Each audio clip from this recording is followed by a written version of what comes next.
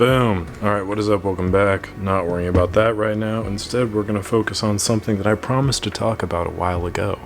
And I get some people every now and again shooting me DMs. And actually, that's a lie. I don't know why I'm lying to you.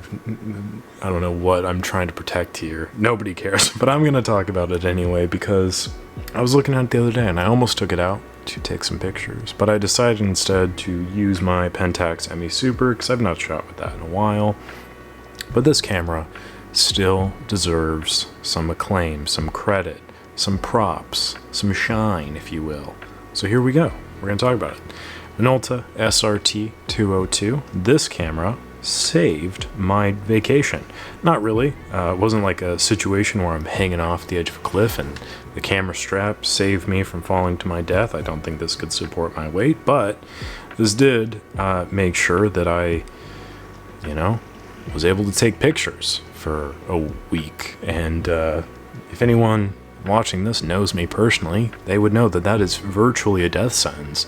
Not being allowed to have 6 cameras with me at all times, I might die. Unfortunately, the Contax S2 that I brought with me on that trip died, failed, whatever. But this, with the 50mm lens with a 35 3.5 that came out of an old guy's pocket, all cost me about $30, and it is perfect. It is beautiful. It works like an absolute dream. So let's talk about it very quickly because my camera's about to die. Very easy, very simple construction, metal body, kind of the same as the SRT 101 with a few notable differences. First, here you have this nice protrusion. This serves as the housing for the aperture preview window. You have this toggle here, which is for your aperture resistance. You want to make sure that this moves freely like this one does. You have your lens release, which is a little toggle that slides here. The lens goes counterclockwise. Self timer, stop down lever there. Flash sync port, and I believe this is a flash sync port either for the hot shoe toggle here or the flash port toggle there. No mirror up switch because that's only on the 201, I think it is. I can't remember off the top of my head, or the 102. One of those has, I made a video about it recently. It's right there. On the bottom here, it's literally the same as all the other SRT bottoms. You have your on-off switch, your battery check, and a compartment for a battery. This takes the whatever battery. It's a 1.5, I think, or 1.35. Weird looking battery. I will put a picture of it there. That's what you're looking for. On the top, you have an advanced lever, which is kind of one of my favorites, to be honest. It has a nice smooth throw to it, but it still feels like there's some metallic resistance there. Frame counter sitting right there. You have your shutter speed dial there, and if you listen,